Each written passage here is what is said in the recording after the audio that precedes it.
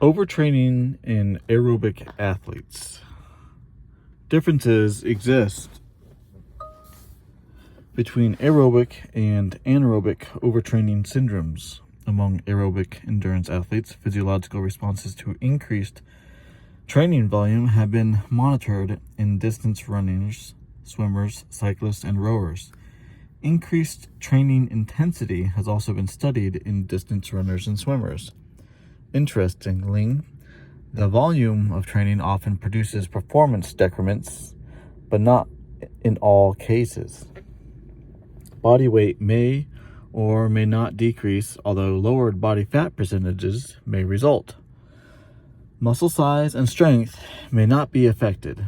On the other hand, increased training intensity can improve physical performance. Cardiovascular responses. Greater volumes of training affect heart rate. In at least one instance, the decreased resting heart rates were later followed by increased heart rates.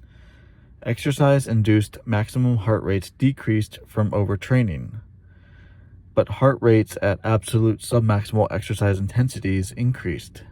Increased volumes of trainings do not generally affect resting blood pressures.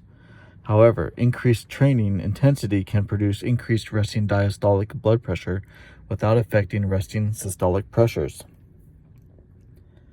Biomechanical responses.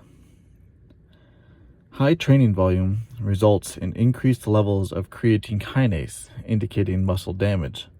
Lactate concentrations, on the other hand, either decrease or stay the same when training volumes increase. Blood lipids, lipoproteins, are not altered by volume overtraining. Muscle glycogen decreases with prolonged periods of overtraining. Although this may be largely due to dietary considerations, decreased glycogen levels may contribute to the lowered lactate responses. Endocrine responses. In men, total testosterone decreases after initially increase in response to exercise stimuli. Concentrations of free testosterone also decrease in some cases. These changes do not appear to be regulated by the pituitary, since luteinization hormone levels are not affected. The changes in free testosterone appear to be independent of protein binding capacity. Because concentrations of sex hormone binding globulin are not altered, therefore, the decreased ratio of total testosterone to sex hormone binding globulin that can accompany increased volumes of training seems to be due altered total testosterone levels. Cortisol responses to increased volume of training are variable. Specific responses appear to depend on several variables, including training, protocol, diurnal variations, and whether resting or acute responses were measured. Increased cortisol concentrations have been associated with empirically identified overtraining syndromes and decreased aerobic performance. Pituitary regulation of adrenal cortex activity may be an important factor because decreased levels of adrenocorticotropic have resulted from overtraining protocols, although levels of this hormone may eventually increase. The anabolic catabolic state of an organism may be quantified by the testosterone to cortisol ratio, which decreases or stays the same with greater training volumes. The free testosterone component may be more influential physiologically because decreases of 5 to 50% in ratio of free testosterone to cortisol have also been reported with increased training volumes. A possible marker of an overtraining syndrome is a decrease of 30% or more in this ratio. Decreased pituitary secretion of growth hormone occurs with overtraining. This and other endocrine responses to an overtraining stimulus appear to be due primarily to the impaired hypothalamic function, not pituitary function. Whether these endocrine alterations are responsible for performance decrements is open to debate. Levels of free testosterone, total testosterone, cortisol, and creatine kinase seem to simply reflect training volumes. Actual physical performance is occasionally related to total testosterone concentrations, but not in all cases. Catecholamines appear very responsive to an overtraining stimulus. Alterations in basic levels of epinephrine, norepinephrine, and dopamine are reported to be significantly related to the severity of the self-reported complaints in overtraining runners. Challenges in catecholamine and cortisol concentrations may mirror each other during overtraining. Although cortisol is not as sensitive to increased training volume as catecholamines are, severely increased volumes of training can result in increased nocturnal levels of epinephrine, which indicate basal levels. Pre-exercise or resting levels of epinephrine and norepinephrine are either unchanged or increased. The same absolute load of exercise results in increased epinephrine and norepinephrine levels in the presence of overtraining compared with before overtraining. Although maximum levels of epinephrine and norepinephrine are unchanged, basal levels of dopamine decrease with volume overtraining, as do dopamine.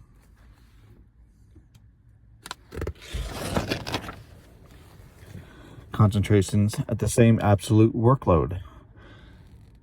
With submaximal exercise, dopamine responses vary, but appear to counter norepinephrine patterns, although it is often difficult to document several volume overtraining of aerobic endurance athletes produce characteristics of the parasympathetic overtraining syndrome, including reduced sensitivity to catecholamines, and may in advance cases of severe overtraining syndromes.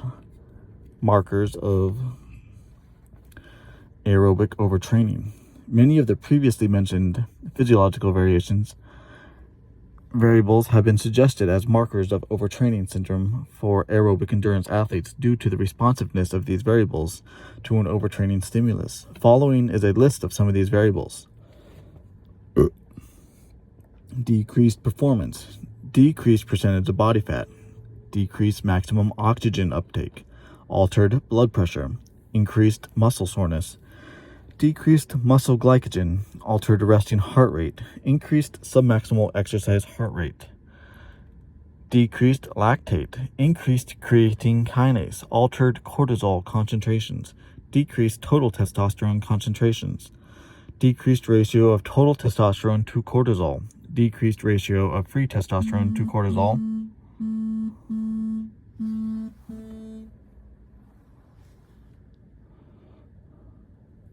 decreased ratio of total testosterone to sex hormone, binding globulin, decreased sympathetic tone, decreased nocturnal and resting catecholamines, increased sympathetic stress response. Psychological factors in overtraining. Mood disturbances, as determined from a profile of mood states, have been associated with increased training volumes.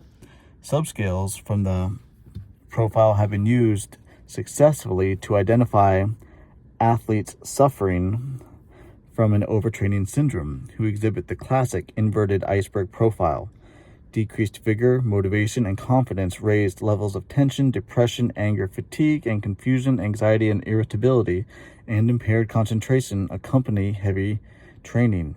Altered psychological characteristics are also related to changing endocrine profiles.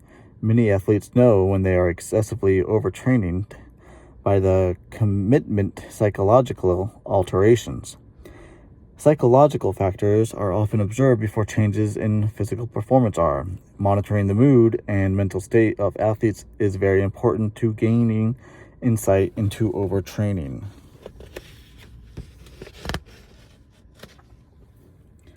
Detraining.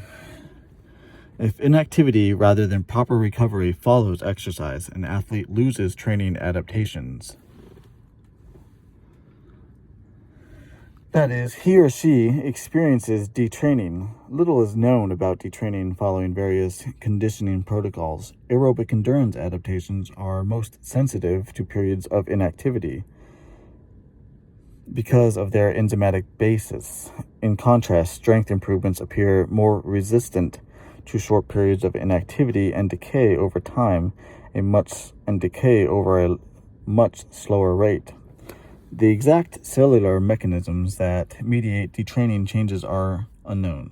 Further research is needed to clarify the underlying physiological mechanisms. It appears that when detraining occurs, the individual's physiological function reverts to the normal untrained state.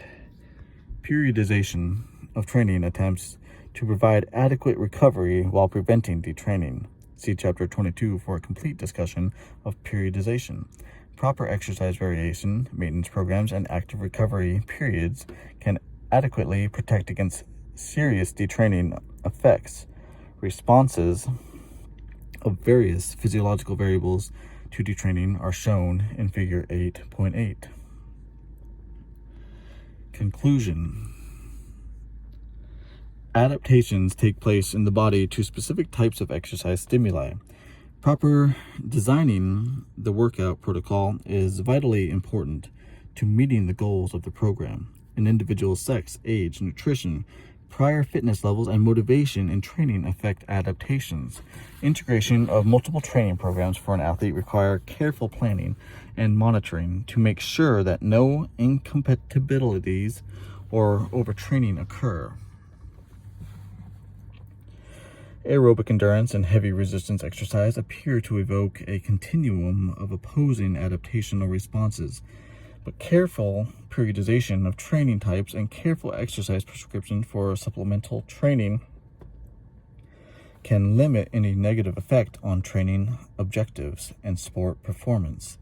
As the athlete competes at higher levels and incurs greater sport-related adaptations, mistakes in the training program become more dramatic, because only a small window of adaptation is available in most cases. The adaptations observed in athletes are directly related to the specificity and quality of the exercise stimulus. Optimal adaptations reflect optimal, careful design, implementation, and performance of strength and conditioning programs. The scientific basis of program design is ultimately seen in its effectiveness with the athlete's improved performance.